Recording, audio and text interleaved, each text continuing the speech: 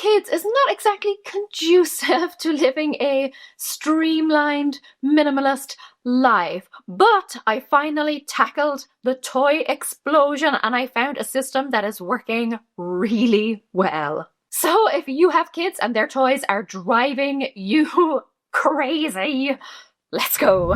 Hi guys, it's Laura from How to Get Your Shit Together, and I help busy people get organized, get motivated, and get the toy clutter under control. In this video, I am sharing my toy decluttering and storing process, as well as the system that has been working really well for months now. And I am going to show you what it looks like today. Now, I don't know about you and your kids, but for me, toys seem to end up all over the house.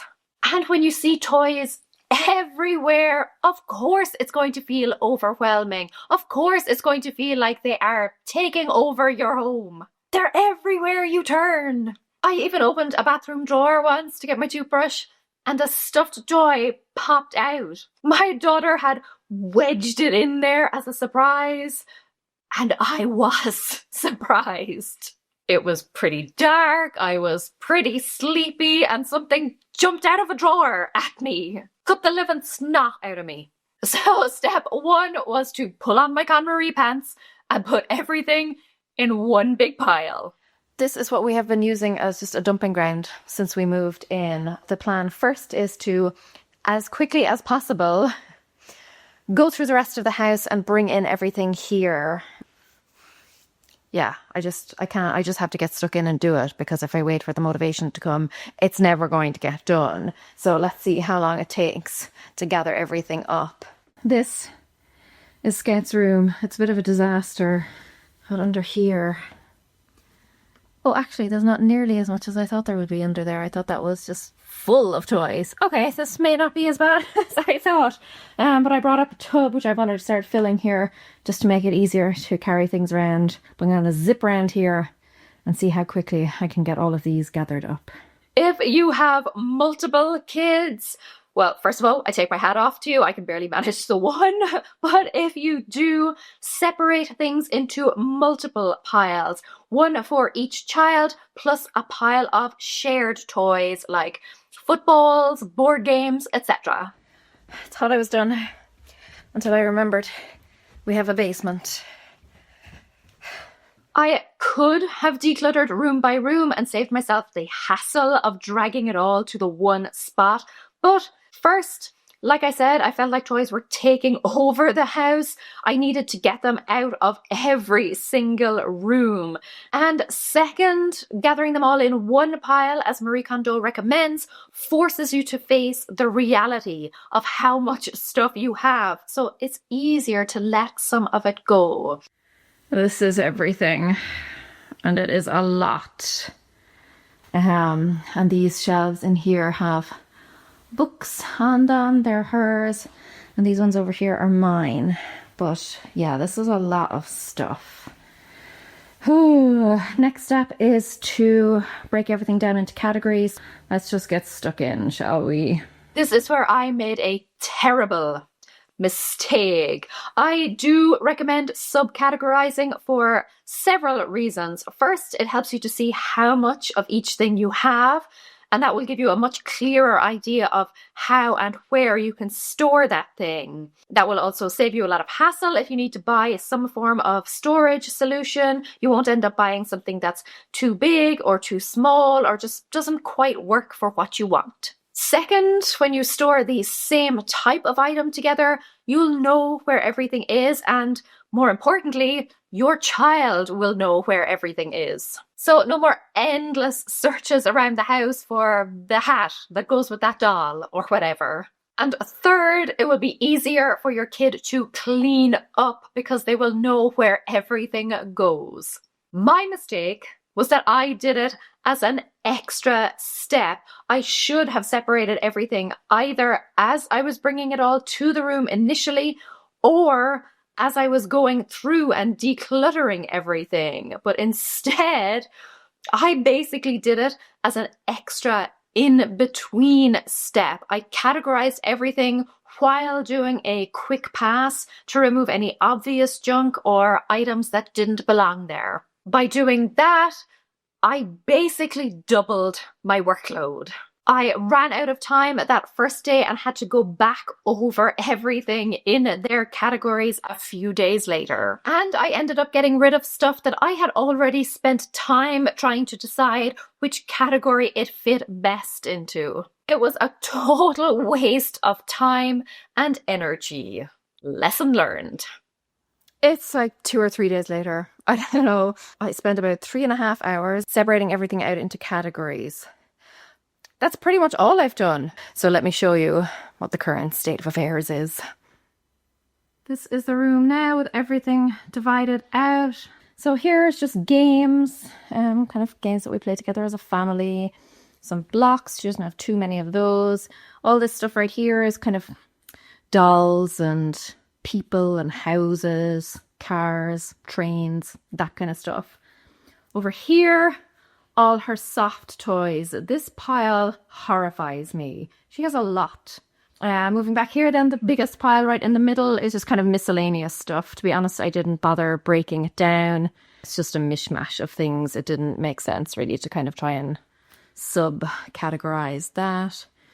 And then finally over here, some craft stuff and her books. Let me show you some other things. I do have the kind of lights and cameras stuff in the way, but over here I separated out, so there were some storage tubs and boxes and things. Some of them contain, you know, like seasonal things or like decorative things or things that belong to me. But all this stuff has been removed. I also found, so this stuff is kind of just sentimental. It's a box of sentimental stuff that I'm going to put away. I found some clothes and bedclothes and things that I'm going to wash and then put back. And then over here, this is a bag just of rubbish, stuff that's going to be dumped. This is a box of stuff to be recycled. That stuff has to be shredded. And that box there is being filled up with stuff that can be donated. So my next job now is to go through each individual pile and try and whittle it down even further. One of the questions that I get asked a lot is whether to get your kids involved in the process. For the most part, I would say yes. I think it teaches them valuable life lessons. It encourages them to take responsibility for their stuff. It helps them recognize what truly makes them happy. It fosters more of a giving spirit when you donate stuff. And it teaches them how to declutter and organize their belongings and to take care of them, maintain them, and just generally keep a nice, orderly space. But do what you think is best. When I first did the KonMari method, I didn't include my daughter. She was only 2 years old at the time, and I just felt that she wasn't mature enough to really understand the process. The second time I did actually include her. She was 3 years old at that stage, and I have to say, it went much better than I anticipated. I told her that there are other boys and girls who have no toys. But now still to this day, she can't really understand why they can't just go to the store and get some, bless her. But at the time, it did make it a little bit easier for her to make decisions based on what might benefit someone else. Also, because we lived in a much smaller house back then, I decided to rotate toys, but probably not in the typical way. I asked her which toys she wanted to play with right now and which toys she wanted to save to play with another day. This proved really effective. It made it so much easier for her to pick out her favorite toys. She did still choose some toys to donate, but a large amount went up to our attic.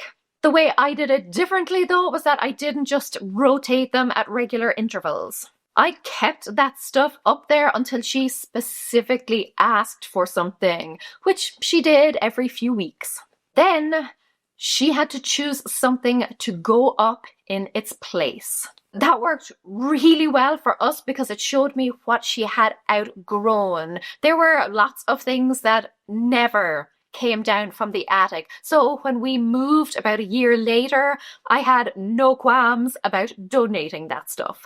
It also meant our living room wasn't completely overrun with toys, and it honed her ability to decide what sparked joy for her and to make more deliberate choices.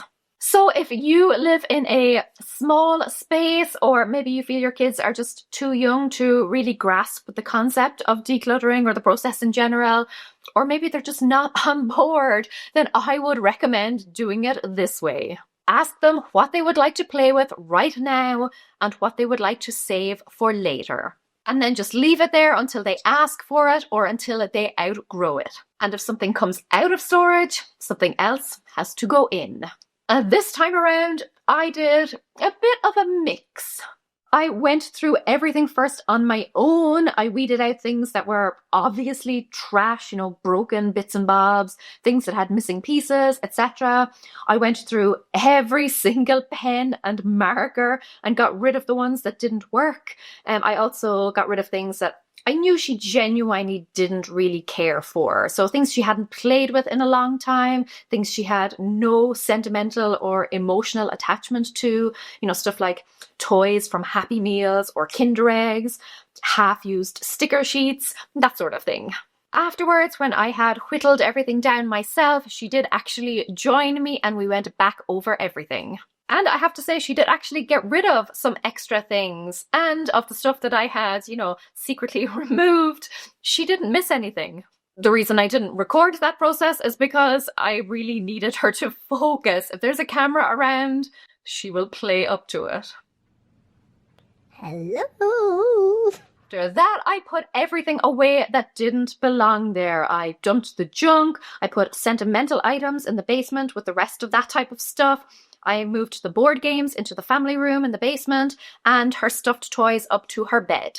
That gave me a really clear idea of what was left and what type of storage I would need. So I eyeballed the categories, I took some measurements of, like bigger toys and the room itself, and I decided on the best options.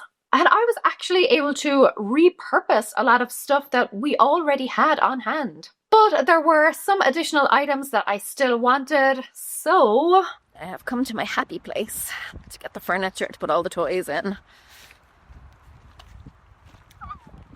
Might be here for a while. Place is rammed. As well as buying some small containers and boxes for the shelves, I got a new desk for her and a little play kitchen. This was the final result. Ta-da! This is what the room looks like now, and I am so happy with it. I'm going to give you a tour, show you where everything is. I've moved the chair and the footstool and the lamp right here so that I can kind of sit and read or just watch her play. I've rolled the mirror in here. Her little rocking horse is right here. And then her kitchen, which was a nightmare to put together, but here it is. She had a whiteboard, so I just stuck a little fun menu on top and these little fake flowers. Because it didn't come with pots and pans, I just gave her one of our mini little frying pans. She had a little checkout, I popped that in here, and then she had some other play food, and I popped that in there. So that's what the kitchen looks like. Then just a little shopping trolley with some larger things, like wands and swords and water guns and things like that. And then this, I'm so in love with this. On the top, I put just the bigger stuff that wouldn't really fit in any of the baskets. And then let me show you how I have it organized. So this should make it really easy for her. And these little boxes here, this one I have animals. This one has kind of doll accessories, little outfits and shoes and small bits of furniture, things like that. This tub here, I'll pull it out, has little people in it. So little princes and princesses and shimmer and shine and shopkins and all that sort of stuff.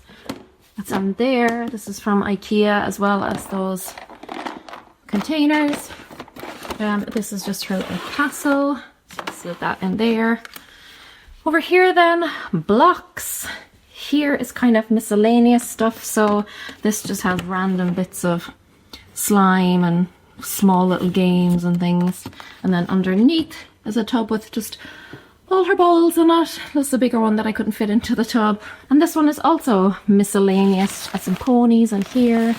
It's a picnic basket, and this is one of those things where you dress up the people. And then the baskets. So this one has all her dolls and doll accessories in it. That's that one. Again, really easy for her to just pull everything out and then throw it all back in. Vehicles, cars, trains, princess carriages. This one is kind of dress up stuff. So there's like crowns and hats and a doctor's uniform and bag. Again, all in one place. And finally, this one is kind of crafting stuff. So stamps, Play-Doh, colouring pencils, and then a little tub that has, you know, like scissors and glue sticks and things like that in there.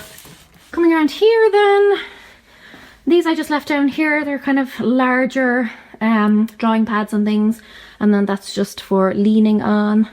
And this is her desk. We already had the chair. I bought a desk pad just to kind of keep this clean if she's doing any painting or anything. And I also bought file folders.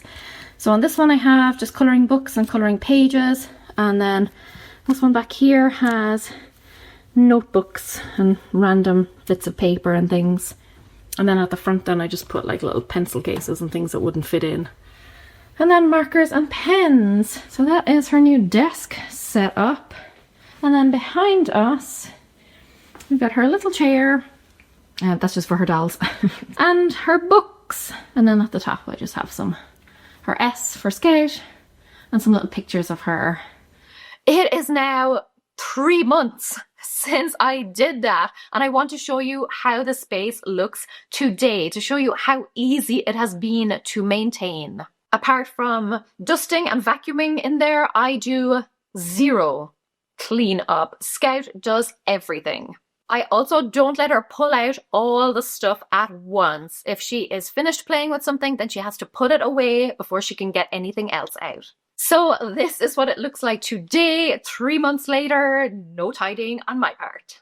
The first thing you'll probably notice is that yes, there are some things on the floor. These are kind of little houses, brick houses, Lego houses that she built that apparently are very important to her, so she doesn't want to put them away right now. So I'm fine with that. This is the chair, so she normally keeps kind of some stuffed toys and bits of papers here. That's what it looks like right now. She's got this stuff. This is a new addition. She got that for Christmas.